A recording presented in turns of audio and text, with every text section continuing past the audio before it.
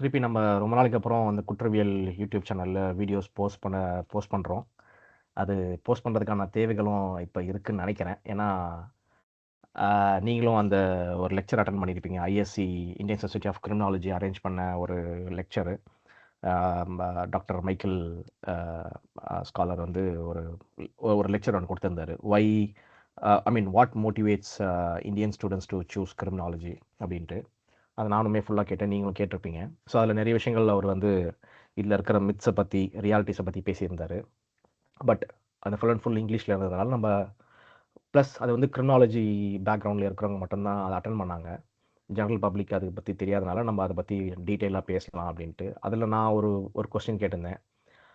எப்படி வந்து இந்த யங் டீச்சிங் அசிஸ்டன்ட்ஸ் புதுசாக ரெக்ரூட் ஆகிறவங்க டீச் பண்ண ஆரம்பிக்கிறப்ப அவங்க சில ஃபால்ஸ் ப்ராமிசஸ் வந்து ஸ்டூடெண்ட்ஸ்க்கு வந்து கொடுக்குறாங்க. இதை படித்தா போலீஸ் ஆகலாம், இல்லை நம்ம இன்டெலிஜென்ஸ் பியூரோவில் ஜாயின் பண்ணலாம் அப்படிலாம் இன்ஃபர்மேஷன்ஸ் கொடுக்குறப்ப அதை நம்ம எப்படி ப்ரிவெண்ட் பண்ணுறது அப்படின்னு ஒரு கொஸ்டின் ஒன்று எனக்குள்ள ரைஸ் ஆச்சு. அப்போ நான் அதை கேட்டிருந்தேன். அதுக்கும் அவர் சில ஒப்பீனியன்ஸ் கொடுத்துருந்தாரு. சில என்ன பண்ணலாம் அப்படின்னு சொல்லியிருந்தாரு. ஸோ அதை பற்றி நம்ம டீட்டெயிலாக பேசலாம் அப்படின்றதால தான். எதுக்காக நம்ம மெயினாக திருப்பி அகெயின் இந்த லெக்சர் முடித்த கையோட நெக்ஸ்ட் டேவே பார்த்தீங்கன்னா ஒரு போஸ்ட் ஒன்று நான் பார்த்தேன். அதை பற்றி உங்கள்கிட்ட டிஸ்கஸ் பண்ணலாம் தான். அந்த போஸ்ட்டும் நம்ம வந்து இந்த வீடியோலேயே நடுவில் ஸ்க்ரால் பண்ணுறேன். அதில் என்ன போட்டிருக்குன்னா, build your career in criminal investigation and forensic science அப்படின்னு போட்டு, are you interested in crime investigations அப்படின்னு போட்டுட்டாங்க. ஸோ என்னென்ன கோர்ஸ் ஆஃபர் பண்ணுறேன்னு போட்டிருக்காங்க. ஒரு 3 different courses. BSc criminology and forensic சயின்ஸ்னு ஃபர்ஸ்ட் ஒரு கோர்ஸு. அதுக்கு வந்து ஆனுவல் சேலரி ஒரு 30,000, ஆனுவல் ஃபீ வந்து 30,000 பர் இயர் சொல்லியிருந்தாங்க. அப்புறம் BA criminology and police administration, இது ஆர்ட்ஸில் வர்றதுனால 15,000 தான் வாங்குறாங்க போல இருக்கு. ரொம்ப பெரிய மனசு. 3வது பார்த்தீங்கன்னா BSc criminology and criminal justice, அதுக்கு 25,000 ஃபீஸ் வந்து அவங்க சார்ஜ் பண்ணுறாங்க பர் இயர். ஓகே, அது ஃபீஸ் அது வந்து ஒரு காலேஜ் டிசைட் பண்ணுறது, அதெல்லாம் ஓகே. பட் இதில் என்னென்னா எந்த காலேஜில் இந்த அட்மிஷன்ஸ் நடக்குது, எவ்வளோ ஃபீஸ் வாங்குற, எந்த காலேஜில் இந்த ஃபீஸ் வாங்குறாங்க அப்படின்ற எந்த இன்ஃபர்மேஷனும் இல்லை. ஜஸ்ட் அந்த காண்டாக்ட் பர்சனு அவங்களோட ஃபோன் நம்பர் கொடுத்துருக்காங்க.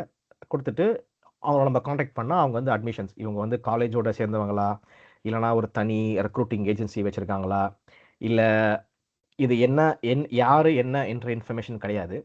பட் இதில் நம்ம மெயினாக பேச வேண்டியது இருக்குன்னா, திருப்பி அகைன் இந்த கோர்ஸ் அவங்க ஃபீஸ் வாங்குறத பற்றியோ, இல்லை ஓகே இது இன்வெஸ்டிகேஷனில் இன்ட்ரெஸ்ட் இருக்கோன்றதை தவிர, அவங்க கேரியர் ஆப்பர்ச்சுனிட்டிஸ்னு ஒரு 5-6 பாயிண்ட் கொடுத்துருக்காங்க. இப்போ அதை பற்றி தான் நம்ம பிரேக் டவுன் பண்ணலான்னு இருக்கோம். ஃபர்ஸ்ட் வந்து போலீஸ் டிபார்ட்மெண்ட், 2வது சைபர் கிரைம் இன்வெஸ்டிகேஷன், அடுத்தது பார்த்தீங்கன்னா ஃபாரன்சிக் சயின்ஸ் லெபார்டரி, நெக்ஸ்ட் வந்து இன்டெலிஜென்ஸ் பியூரோ, அடுத்தது பிரைவேட் டிடெக்டிவ் ஏஜென்சிஸ், 6வதா law and legal field. Okay, law and legal field கூட நம்ம எடுத்துக்கலாம்.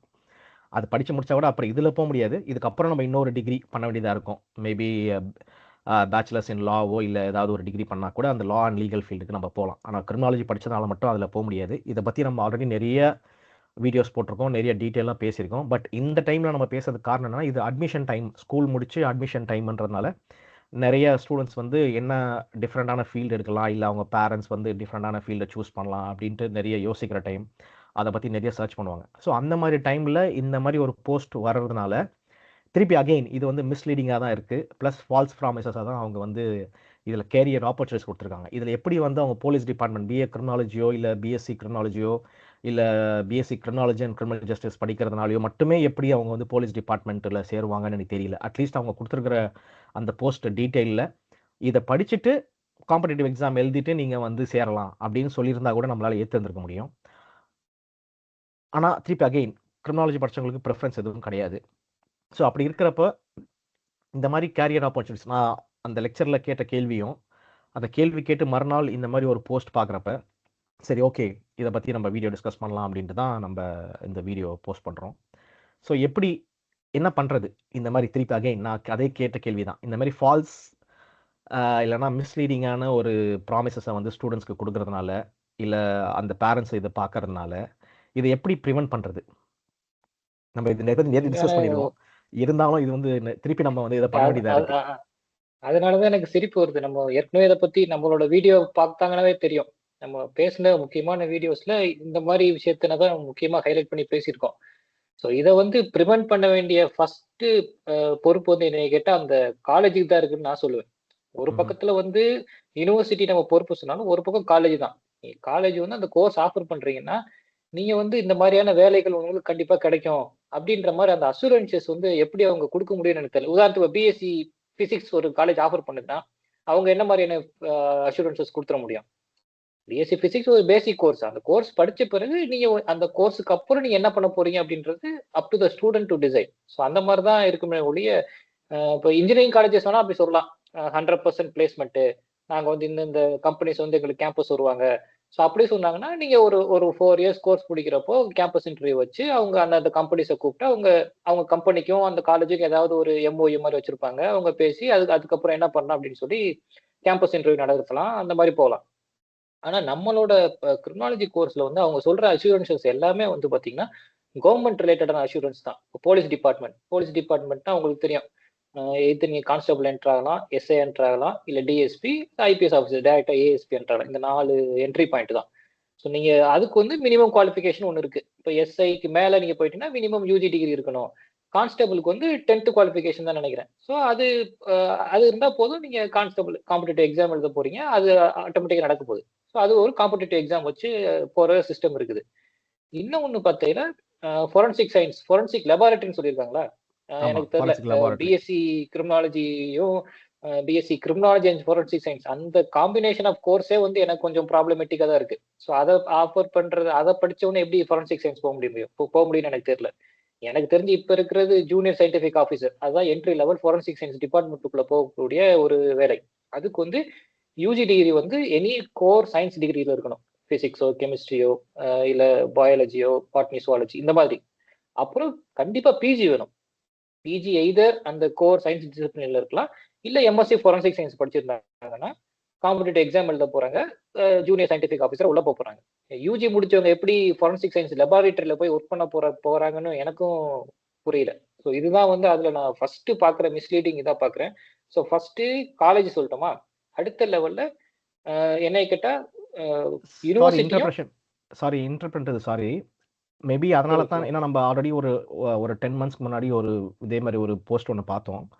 அது வந்து காலேஜே அஃபிலியேட் பண்ணி போட்டிருந்தாங்க. ஸோ அப்போ நம்ம அதை பற்றி பேசணும். நான் எந்த காலேஜ் நம்ம மென்ஷன் பண்ணல. கோயம்புத்தூர்லேருந்து ஒரு காலேஜ்னு மென்ஷன் பண்ணோம். அதுக்கப்புறம் கொஞ்சம் குறைஞ்சதோ இல்லை, அதுக்கப்புறம் நிறைய காலேஜ் நான் பார்க்கல. பட் அதனால தான் இந்த ஓகே. வாட்டி காலேஜ் பேரை மென்ஷன் பண்ணாமல், காலேஜ் பேரோட அஃபிலியேட் இல்லாமல் இவங்க வந்து கோர்ஸ் மட்டும் போடுறாங்க. அப்போ நம்ம எந்த காலேஜும் நம்மளால கிளைம் பண்ண முடியாது. காலேஜை நம்ம கம்பைன் பண்ண முடியாது. இப்போ நம்ம வந்து யார் கேட்டாலும் என்ன சொல்லுவாங்க, இப்போ அந்த அஃபிலியேட்டடான யூனிவர்சிட்டிஸ் கூட என்ன சொல்லுவாங்கன்னா, ஓகே. அவங்க காலேஜ் பேர் ஓகே. போடலையே, அப்போ நம்ம வந்து போய் அவங்கள கேட்க முடியாது அப்படின்றது ஒன்று. ரெண்டாவது, இப்போ நீங்கள் சொன்ன மாதிரி BSc criminology and forensic science அதை டீச் பண்ணுற நிறைய இருக்கிற காலேஜஸில் டீச் பண்ணுற நம்ம கிரிமினாலஜி ஃபேக்கல்ட்டிஸ்க்கே இது ஈக்குவலன்சி அட்லீஸ்ட் நம்ம வாங்கி வாங்கி வைக்கலாம். அது கிரிமினாலஜிக்கு தான் சம்மந்தமான கோர்ஸ். ஈக்குவலன்சி வாங்கலான்ற ஐடியா கூட இல்லாமல் சில பேர் இருக்காங்களோன்னு எனக்கு தோணுது. இல்ல அது அது எது எப்படி ஈக்குவல் ஆகணும் எனக்கு தெரியல. அதையும் நீங்க அது சொல்லுங்க. இந்த 2 விஷயமும். அப்படியே அது கூடயே. கரெக்ட் தான். இப்போ எப்படி இப்போ அவங்களும் எவால்வ் ஆயிருக்காங்கன்னு நினைக்கிறேன். ஸோ ஃபால்ஸ் ப்ராமிசஸ் குடுக்கறதுல கொஞ்சம் அடுத்த ஸ்டேஜுக்கு போயிருக்காங்க. நம்மள யாரும் பின் பாயிண்ட் பண்ணி சொல்லிறக்கூடாது அப்படின்றதுனால ரொம்ப அவங்களோட சிஸ்டமேட்டிக்கா அந்த எவால்வ்மென்ட் எவால்வ் எவால்வ் ஆகுறாங்க அப்படின்றத நான் பார்க்கிறேன். ஸோ நீங்க இத தடுக்கிறதுக்கு என்ன காரணம்? என்ன பண்ணலாம்? அப்படின்ற மாரி கேட்டீங்க. ஸோ ஃபர்ஸ்ட் ம்ஹ்ம். காலேஜ் அவங்களோட பொறுப்ப உணர்ந்து செயல்படணும். ஏன்னா most of the private colleges வந்து ஸ்டூடெண்ட்ஸ் எவ்வளவு சேர்றாங்களோ அதுக்கு ஏத்தாப்புல அவங்களுக்கு வந்து அவங்களால மணி மேக் பண்ண முடியும் அப்படின்றது தான் இருக்கு. இதான் ரியாலிட்டி. ரியாலிட்டி நான் மறுக்க முடியாது. இருக்கிற காலேஜஸ் எல்லாம் பிரைவேட் காலேஜஸ் எல்லாமே சர்வீஸ் ஓரியன்டடா தான் எல்லாருமே இருக்கிறாங்க அப்படின்னு சொல்லிட முடியாது. இருப்பாங்க. சில காலேஜஸ் வந்து உண்மையிலேயே சர்வீஸ் ஓரியன்டடா இருப்பாங்க. மார்ஜினலைஸ்ட் கம்யூனிட்டில இருந்து வர்ற ஸ்டூடெண்ட்ஸ்க்கு முன்னுரிமை கொடுக்கணும்னு நினைப்பாங்க. எக்கனாமிக்கலி பேக்வர்டா இருக்கிற ஸ்டூடெண்ட்ஸ்க்கு முன்னுரிமை கொடுக்கணும்னு நினைப்பாங்க. ஆனா most of the private colleges வந்து எப்படி நம்ம ஸ்டூடெண்ட்ஸை வச்சு நம்ம மணி மேக் பண்ணலாம் அப்படின்ற மாதிரி தான் பார்ப்பாங்க. அதனாலதான் வந்து ஃபேக்கல்டி மெம்பர்ஸுக்கே வந்து ஒரு போதுமான சேலரி கூட கொடுக்கறது கிடையாது. மினிமம் 10,000 ரூபாய், 7,000 ரூபாய், 8,000 ரூபாய் சேலரி கொடுக்குற காலேஜஸ்ல நம்ம பாக்குறோம். ஸோ இதெல்லாம் என்ன, பார்க்குறோம். ஒரு 30,000 ரூபாய் வாங்குறாங்கன்னா ஒவ்வொரு ஸ்டூடெண்ட் 30,000 ரூபாய். இப்போ நீ 30 ஸ்டூடெண்ட்னா அதோட நம்பர்ஸ பாத்துக்கோங்க. நீ எவ்வளவு ம்ஹ்ம். அமௌண்ட் வந்து காலேஜ் வந்து ஃபீஸா கலெக்ட் பண்றாங்க. அதுல ம்ஹ்ம். எவ்வளவு ஸ்பெண்ட் பண்றாங்க திருப்பி.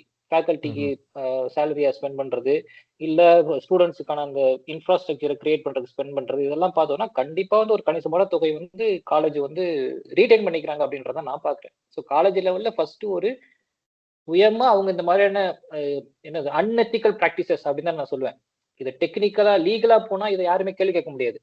ஆமா, இந்த யூஜி கிரிமினாலஜி முடிச்சுட்டு அவங்க காம்படிட்டிவ் எக்ஸாம் எழுதுனா போலீஸ் ஆகலாம் தானே அப்படின்றாங்க. நீங்க எக்ஸாம் எழுதி கிளியர் பண்ணா போலீஸ் டிபார்ட்மெண்ட்ல போறீங்க. ஐபி எக்ஸாம் ஏதாவது அசிஸ்டன்ட் இன்டெலிஜென்ஸ் ஆபீசரா ஏதோ ஒரு போஸ்டிங் எக்ஸாம் வைக்கிறாங்கன்னா எக்ஸாம் கிளியர் பண்ண போறாங்க. லீகலா வந்து அதுல எந்த பிரச்சனையும் கிடையாது. நம்ம அது அந்த அட்வர்டைஸ்மெண்ட் யாரும் லீகலா போய் கோர்ட்ல கேஸ் போட்டு அவங்கள பொறுப்புக்குள்ளாக்குறதுனா பண்ண முடியாது. நம்ம வந்து எத்திக்கலா தான் பேசுறோம். நீங்க செய்யறது சரியா அப்படின்ற கேள்விதான். So college first step. அடுத்த ஸ்டெப் வந்து யூனிவர்சிட்டி அந்த டிசிப்ளினுக்கு சம்பந்தப்பட்ட போர்ட் ஆஃப் ஸ்டடிஸ். இப்போ ஒரு யூனிவர்சிட்டி இருக்குன்னா உங்களுக்கு தெரியும், அந்த யூனிவர்சிட்டிக்குள்ள போர்ட் ஆஃப் ஸ்டடிஸ்னு ஒருத்தவங்க இருப்பாங்க. அந்த போர்ட் ஆஃப் ஸ்டடிஸ் தான் வந்து அந்த டிசிப்ளின் எந்தெந்த காலேஜ் ஆஃபர் பண்ண போறாங்களோ அவங்க அஃபிலியேஷனுக்கு அவங்க அப்ளை பண்றப்போ அந்த போர்ட் ஆஃப் ஸ்டடிஸ்ல இருந்து தான் போய் இன்ஸ்பெக்ஷன்லாம் பண்ணி அதை கிளியர் பண்ண போறாங்க. அப்போ யூனிவர்சிட்டி கீழே இருக்கிற அந்த பர்டிகுலர் டிசிப்ளினோட போர்ட் ஆஃப் ஸ்டடிஸுக்கு ரொம்ப முக்கியமான பொறுப்பு இருக்கு. எந்தெந்த காலேஜஸ் வந்து எந்தெந்த மாதிரியான அட்மிஷன் ப்ரொசீஜரை ஃபாலோ பண்றாங்க அந்த பர்டிகுலர் டிசிப்ளின்ல. ஸோ இந்த மாதிரியான அன்எத்திக்கல் ப்ராக்டிசஸ்ல அந்த காலேஜஸ் ஈடுபடுறாங்களா? அப்ப ஈடுபடுறாங்கன்னு தெரிஞ்சா அந்த கன்சர்ன் டிபார்ட்மெண்ட்டை சார்ந்தவங்களுக்கு ஒரு என்ன சொல்றது, ஒரு வார்னிங் கொடுக்கலாம். இந்த மாதிரிலாம் பண்ணக்கூடாது, இந்த கோர்ஸை பத்தின தப்பான தகவல்களை வந்து நீங்க பரப்புறீங்க அப்படின்ற மாதிரி வார்னிங் கொடுக்கலாம். ஆனா இது வரைக்கும் நான் வந்து அந்த மாதிரி ஒரு காலேஜஸ்க்கு வந்து இந்த மாதிரியான ஒரு வார்னிங் எல்லாம் கொடுத்தது மாதிரி எனக்கு தெரியல. ஸோ எனக்கு தெரிஞ்சு இதுதான், இந்த 2 விஷயம் தான் வந்து ஒரு முக்கியமான ஃபேக்டரா நான் பார்க்கிறேன். இந்த மாதிரி விஷயங்கள் வந்து நடக்காம இருக்கிறத நம்ம தடுக்கிறதுக்கு. ஆமா. நீங்க சொன்ன மாரி அதுதான் ஒண்ணு. இன்னொரு அதான் அந்த லெக்சர்ல அவர் சொன்ன மாதிரி ஐஎஸ்சி வந்து இதில தலையிட்டோ, இல்ல ஐஎஸ்சி ஒரு organisation, Indian society of criminology வந்து ஒரு ஆர்கனைசேஷன். அவங்க ஒரு கான்ஃபரன்ஸ் ஆர்கனைஸ் பண்றப்ப இந்த மாரி மேபி இப்ப நம்ம இப்ப வெளிநாட்டுலலாம் பார்த்தீங்கன்னா, இப்போ ஒரு ஆல் ஓவர் இந்தியான்னு ஒரு ஆர்கனைசேஷன் இருந்தாலும், லோக்கல் சாப்டர்ஸ்ன்னு நெறைய வச்சிருப்பாங்க. ஸோ அந்த மாரி லோக்கல் சாப்டர்ஸ்லயோ, இல்ல அந்த மாரி கூட அவங்க வந்து ஒரு ப்ரொஃபஷனல் டெவலப்மெண்ட் மாரி ஒரு இயர்லி ஒன்ஸ் இந்த ஃபேக்கல்டி டெவலப்மெண்ட் ப்ரோகிராம் ஒரு ஒர்க் ஷாப் மாரி கூட ஆர்கனைஸ் பண்ணி, ஒரு லெக்சர் ஆர்கனைஸ் பண்ணி கூட, நீங்க எந்த மாதிரியான கன்டென்ட்ட வந்து ஸ்டூடண்ட்ஸ் கிட்ட ஷேர் பண்றீங்க? என்ன மாரி கிளாஸஸ் எப்படி ஆர்கனைஸ் பண்றீங்க? எங்கேருந்து நீங்க சோர்சஸ் வந்து எடுக்குறீங்க டீச் பண்றதுக்கு? இல்ல அவங்களுக்கு சோர்சஸ் வந்து ப்ரொவைட் பண்றதோ, இல்ல அவங்கள ஒரு எவாலுவேஷனுக்குள்ள கொண்டு வர்றதோ, இல்ல எந்த மாரி நீங்க வந்து அவங்களுக்கு வந்து ஜாப் ஆப்பர்ச்சுனிட்டீஸ் வந்து ஏற்படுத்தி குடுத்துருக்கீங்க? ஆல்ரெடி ஏற்படுத்தி குடுத்து இருந்தீங்கன்னா, அத வந்து மத்த காலேஜஸோட ஃபேக்கல்டீஸோட ஷேர் பண்றப்ப அவங்களுக்கும் அது யூஸ் ஆகும்.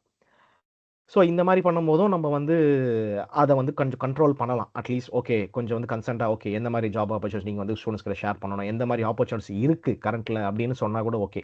பட் இந்த போஸ்ட்ல பார்த்தீங்கன்னா, நீங்க சொன்ன மாரி டெலிபரேட்டா வந்து அகைன் எந்த காலேஜ்ன்னு போஸ்ட் போடல. ஸோ நம்ம காலேஜ கிளைம் பண்ணா, இல்ல யூனிவர்சிட்டியோட அஃபிலியேட்டட கிளைம் பண்ணா, யூனிவர்சிட்டி அஃபிலியேட்டட் இருக்கிற ஃபேக்கல்டீஸே என்ன சொல்லுவாங்கன்னா, காலேஜ் பேர் இல்ல எதுவுமே நம்ம இல்ல. வந்து இது ஒரு எப்பவுமே வந்து அந்த அதான். பர்ட்டிகுலர் விஷயத்த பத்தி நம்ம பேசணும், நம்மளுக்கு எப்பவுமே பேச இல்ல. அந்த எண்ணமே கிடையாது. காலேஜ பத்தி நம்மளுக்கு பேசணும் அவசியம் இல்ல. அது எந்த யூனிவர்சிட்டி அஃபிலியேட்டடா இருக்குன்றத பத்தி நம்ம பேசணும்னு அவசியமே இல்ல. இதுல என்னன்னா, கண்டிப்பா. அதுல ஒரு நபரோட பெயர் இருக்கு. அவர் அசிஸ்டன்ட் ப்ரொஃபசர்னு போட்டிருக்காரு. Department of criminology and forensic science. ஆமா, department of criminology and forensic science போட்டிருக்காரு. ஆனா எந்த காலேஜும் போடல. போடல. ஃபோன் நம்பர் ஒண்ணு அதுல ப்ரொவைட் பண்ணிருக்காங்க. அந்த ஃபோன் நம்பர் போனா அந்த பர்ட்டிகுலர் நேம் தான் வருது. இப்ப ஆமா. அந்த அட்வர்டைஸ்மென்ட்ல எந்த நேம் போட்டிருக்காங்களோ அந்த ஆமா, நேம் ஆமா, தான் ஆமா, இதுலயும் ஆமா. வருது.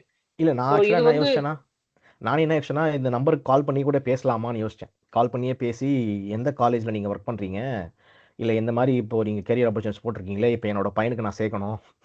அப்படின்னு கூட நான் சரி, பேசலான்னு சரி. இருந்தேன்.